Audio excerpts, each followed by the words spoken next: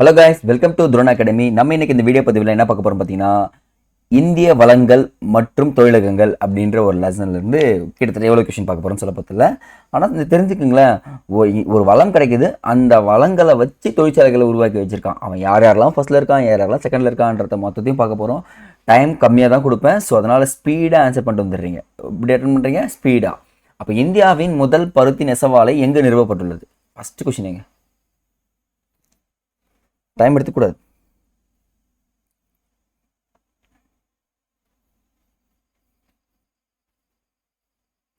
அவ்வளோதாங்க, முடிஞ்சா பாருங்க.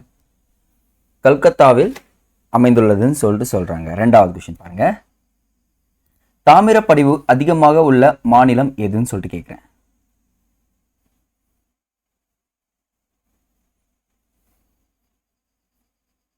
தாமிரப்படிவு அதிகமாக உள்ள மாநிலம்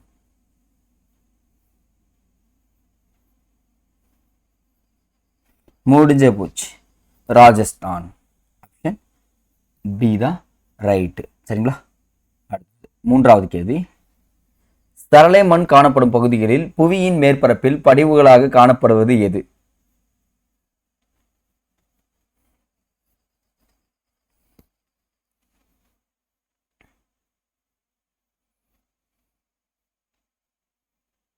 ஆப்ஷன் ஏ பாக்சைட் தான் காணப்படுகிறதுன்னு சொல்லிட்டு சொல்றாங்க. அடுத்தது நான்காவது கேள்வி. ஜின்னங் முறை கீழ்கண்டவற்றுள் எதனோடு தொடர்புடையது? ஜின்னிங் முறைன்னு சொல்லக்கூடியது.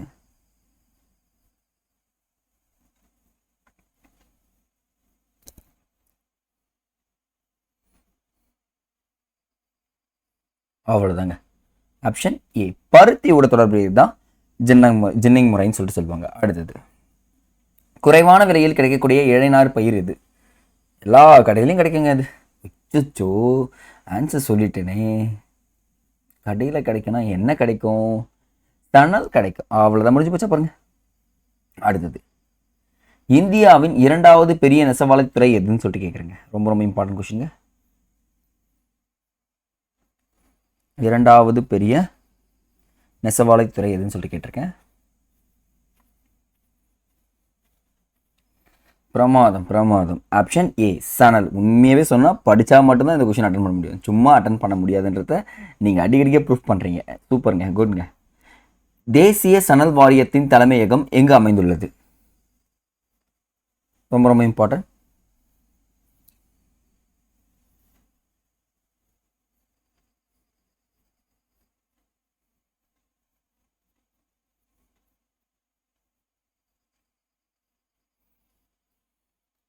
அவ்வளோதான். ஆப்ஷன் பி கொல்கத்தாவில் தான் அமைந்திருக்கிறது. அடுத்தது எட்டாவது கேள்வி. இந்தியாவின் முதல் நீர்மின் நிலையம் எங்கு நிறுவப்பட்டது? நீர்மின் நிலையம் சொல்லிருக்கலாம், ஏதோ ஒரு இடத்துல நிறுவிருக்கலாம்.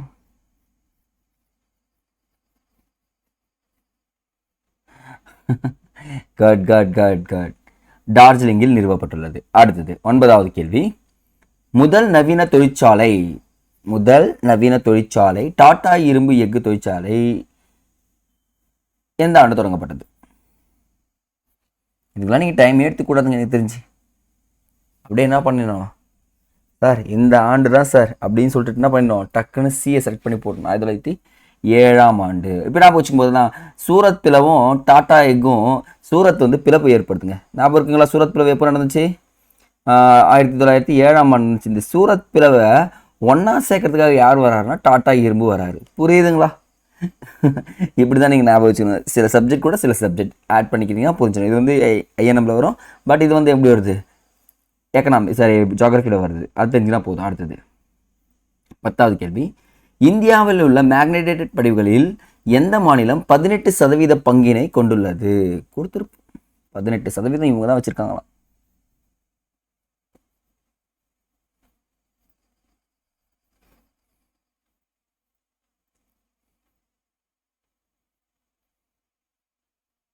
அவ்வளோதாங்க, சூப்பருங்க. ஆப்ஷன் சி சத்தீஸ்கர் மாநிலம் 18% வச்சிருக்காங்க. அடுத்தது நாட்டின் மொத்த இரும்பு தாது உற்பத்தியில் முதன்மை உற்பத்தியாளராக திகழும் மாநிலம் எது? ரொம்ப ரொம்ப இம்பார்ட்டன்ட்ங்க, நோட் பண்ணுங்க.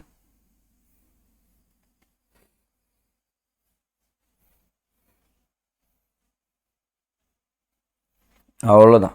Option A Jharkhand. Time 10 seconds தான். ஸோ அதனால் என்ன பண்ணிடணும், ஸ்பீடாக இருக்கணும்னு சொல்லிட்டு சொல்லியிருக்கேன். நாட்டின் மொத்த சுண்ணாம்பு படிவுகளில் முதலிடம் வகிக்கும் மாநிலம் எது? நாட்டின் மொத்த சுண்ணாம்பு படிவுகளில் முதலிடம் வகிக்கும் மாநிலம் கர்நாடகா, ஒடிசா, மத்திய பிரதேசம், அது ரெண்டுமே வா. அவ்வளோதான். ஆப்ஷன் ஏ கர்நாடகாவில் தான் இருக்குது. அடுத்தது 13வது கேள்வி. சிமெண்ட், உரங்கள், சுவர்பட்டிகள், பாரிஸ் சாந்து போன்றவற்றின் உற்பத்திற்கு மூலப்பொருளாக பயன்படுவது எதுன்னு சொல்லிட்டு கேட்டிருக்கீங்க. மூலப்பொருள்.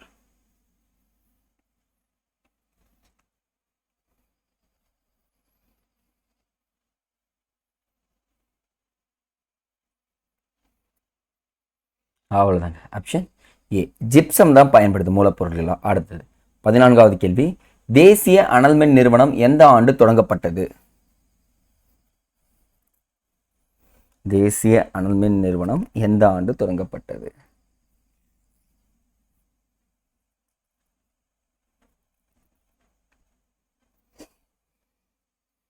குட். ஆப்ஷன் ஏ 1975ஆம் ஆண்டு தொடங்கப்பட்டது. அடுத்தது 15வது கேள்வி. மின் அழுத்திகள் எந்த செயல்பாட்டின் மூலம் சூரிய ஒளியை மின்சாரமாக மாற்றுகிறது? ஒரு தத்துவம் கரெக்டாக சொல்லுங்க பார்க்கலாம்.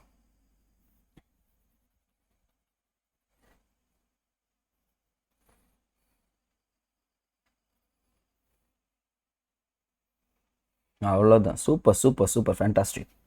ஆப்ஷன் பி ஒளி மின் விளைவு தத்துவத்தின்படி தான் செயல்படுகிறது. அடுத்தது 16வது கேள்வி.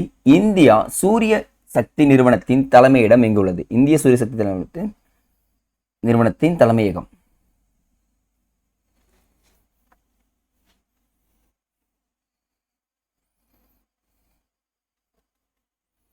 ஆப்ஷன் டி டெல்லியில் அமைந்துள்ளது. அவ்வளோதாங்க. அடுத்தது 17வது கேள்வி. நீர் ஏற்றுவதற்கும் கப்பல்களை இயக்குவதற்கும் பயன்படுத்தப்படும் மின்சாரம் எது? புக்கில் இது லைன் பை லைன் இருக்குங்க. நீங்கள் எந்த கொஷின்ஸ் பார்த்தாலும் புக்கில் இல்லாமல் இருக்கவே இருக்காது. ஸோ அதனால் புக்கை படிச்சிருந்தீங்கன்னா அடிப்படைகள் அனைத்தும் கற்றுக்கொள்ளலாம்னு சொல்லிட்டு தான் இந்த லைவ் டெஸ்ட். கண்டிப்பாக யூஸ் பண்ணிக்கோங்க. இப்பவும் சொல்கிறேன், இந்த டைமை டெடிகேஷனாக பண்ணிங்கன்னா ஃப்யூச்சர் டைம் வந்து பார்த்திங்கன்னா உங்களுக்கு பயங்கர ஹாப்பினஸை கொடுக்கும். அதுதான் காற்று சக்தி. புரியுதுங்களா? ஆன்சர் காற்று சக்தி தாங்க. அடுத்தது 18வது கேள்வி. இந்தியாவிலே அதிக அளவு காற்றாலைகளை கொண்டுள்ள மாநிலம் எது?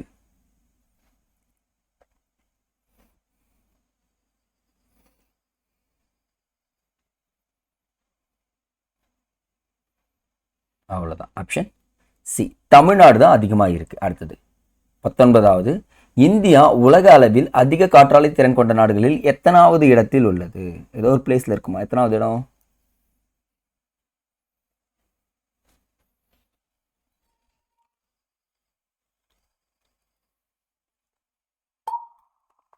அவ்வளோதான். 4வது இடத்தில் உள்ளதுன்னு சொல்லிட்டு சொன்னா போதும். அடுத்தது 20வது கொஸ்டின். ஒரு குறிப்பிட்ட வேதியியல் மற்றும் இயற்பியல் பண்புகளை கொண்ட உயிருள்ள மற்றும் உயிரற்ற இயற்கை மூலங்கள் எவ்வாறு அழைக்கப்படுகிறது?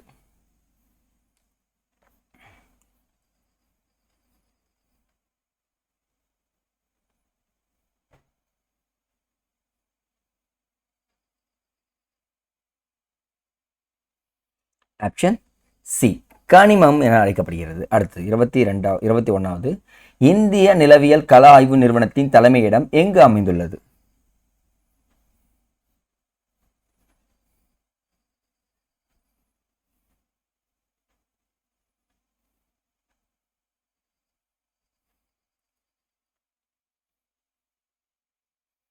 ஆப்ஷன் ஏ கொல்கத்தாவில் அமைந்துள்ளது. அடுத்தது 22வது. இந்தியாவின் முதல் அணுமின் நிலையம் எங்கு நிறுவப்பட்டுள்ளது? நல்லா இருக்குல்ல இந்த கேள்வி? எனக்கு ரொம்ப பிடிச்ச கேள்வி. ஏன்னா இது நிறுவப்பட்டோன்னே என்ன ஆயிடுச்சு, இந்தியாவை பார்த்து மற்ற பேருக்கெல்லாம் பயம் வர ஆரம்பிச்சிது. அவ்வளோதாங்க. ஆன்சர் ஏ தாராப்பூரில் நிறுவப்பட்டுள்ளது. அடுத்தது 23வது கேள்வி. தீப்பாறைகள் மற்றும் உருமாறிய பாறைகளின் கலவையாக காணப்படும் தாது எது?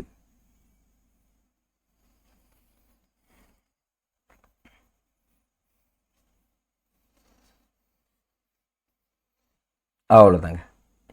ஆன்சர் இரும்பு தான் ஆன்சர். அடுத்தது 24வது கேள்வி. இந்தியாவில் முதல் காகித தொழிற்சாலை எங்கு தொடங்கப்பட்டது?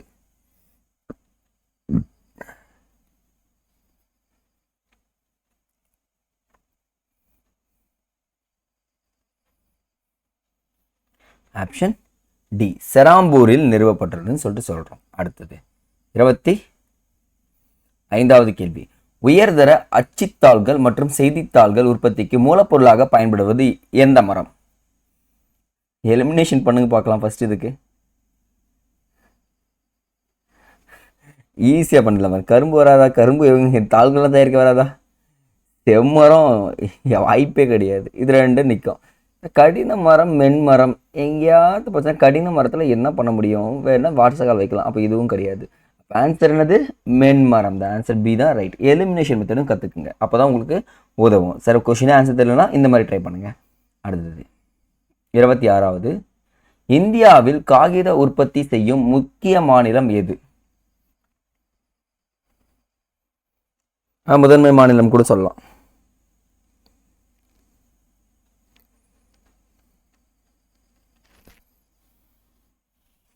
அவ்வளோதாங்க. காகிதத்தை படித்தா நம்ம மேலே பறக்கலாம், காகிதத்தை படித்தா மேலே பறக்கலாம், பட்டம் விடலாம் மேலே பறக்கலாம் அப்படின்னு நினச்சா மேற்கு வங்கம் ஞாபகம் வச்சுக்க போதுமானது. அடுத்தது 27வது. அடிப்படையான உலோக தொழிற்சாலை என அழைக்கப்படுவது எது? ரொம்ப அடிப்படையான உலோக தொழிற்சாலைங்க. இந்த சூரத் பிளவு ஞாபகம் வருதா பாருங்க. அவ்வளோதாங்க. ஆப்ஷன் சி இரும்பு எஃகு தொழிற்சாலைகள் மட்டும் போட்டால் போதும். அடுத்தது 28வது. நாட்டின் மொத்த சர்க்கரை உற்பத்தியில் 50% கொண்டு முதலிடம் வகிக்கும் மாநிலம் எது? தாங்க 50% குடிச்சிருக்காங்க சர்க்கரை உற்பத்தியில். யாரா இருப்பான்?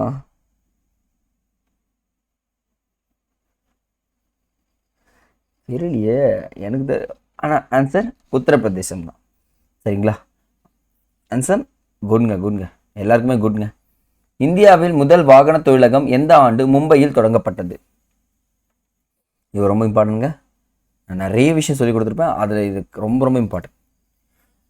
என்ன ஆகிடுனா, இந்தியா சுதந்திரம் அடைஞ்ச உடனே என்ன ஆயிடுச்சுன்னா, இந்தியாவுக்கு பைக் தேவைப்பட்டுச்சு. அப்போ என்ன பண்ணிடுறான், பைக்கை நான் ஏன் போய் வெளியே வாங்கணும், முதல் வாகனமே நாமளே தயாரிச்சான்னு சொல்லிட்டு அந்த வருஷமே தயாரிக்கப்பட்டது தாங்க இது. அப்போ முடிஞ்சிச்சா பாருங்க. உங்களுக்கு சுதந்திரம் வந்த உடனே என்ன ஆயிடுச்சு, பைக் வாங்கிட்டீங்கன்னு சொல்லிட்டு ஞாபகம் வச்சுக்கோங்க. அடுத்தது 30வது கேள்வி. சென்னை ஆசியாவின் டெட்ராய்டு என அழைக்கப்படுவ காரணம் எது? இது எல்லாருக்குமே தெரியுங்க.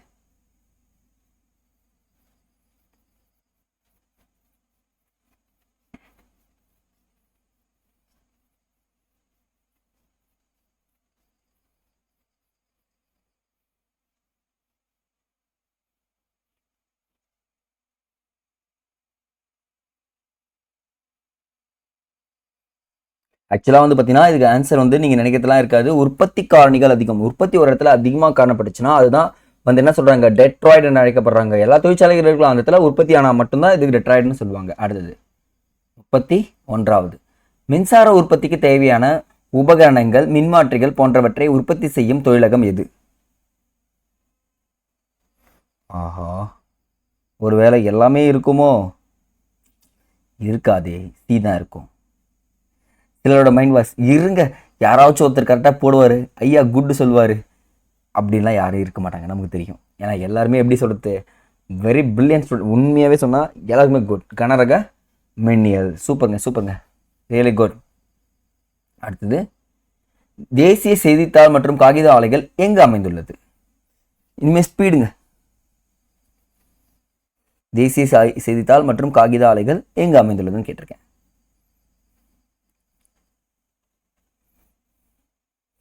ஆப்ஷன் சி மத்திய பிரதேசத்தில் அமைந்துள்ளதுன்னு சொல்கிறாங்க. அடுத்தது இது வந்து பார்த்தீங்கன்னா எல்லாருமே ஆன்சர் பண்ணுறீங்கன்னு நினைக்கிறேன், எனக்கு தெரிஞ்சு. பார்க்கலாம், 3 seconds ஒன்லி. இந்தியாவின் மின்னியல் தலைநகரம் என்று அழைக்கப்படும் நகரம் இது.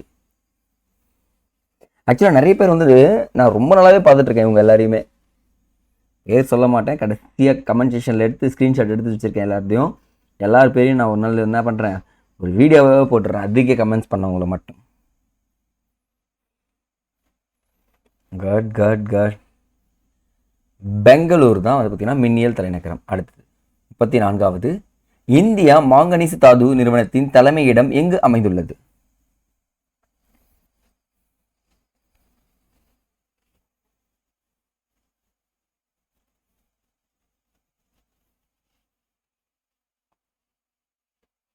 ஆப்ஷன் ஏ நாக்பூரில் அமைந்துள்ளதுன்னு சொல்றாங்க. அடுத்தது 35வது.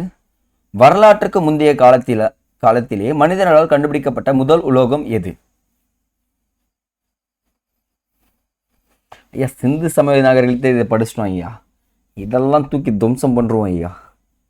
ஆப்ஷன் பி, தாமிரம் தான் கரெக்ட். குட்ங்க, குட். Big applause. 36வது, தேசிய அலுமினியம் வராது, ஆமாம் அது வரும். தேசிய அலுமினிய நிறுவனத்தின் மையங்கள் எந்த மாநிலத்தில் காணப்படுகின்றது?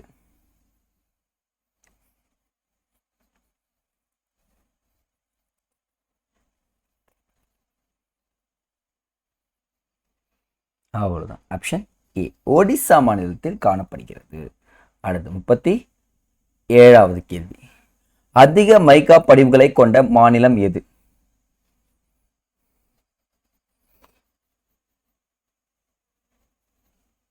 அவன் கையில மைக்கு கிடைச்சா அந்தரத்துல பறப்பான். எங்க பறப்பான்? அந்தரத்துல பறப்பான். அவ்வளவுதாங்க. ஆப்ஷன் ஏ தான், ஆந்திர பிரதேசம் தான். அடுத்தது 38வது, இந்திய நிலக்கரி நிறுவனத்தின் தலைமையிடம் எங்கு அமைந்துள்ளது?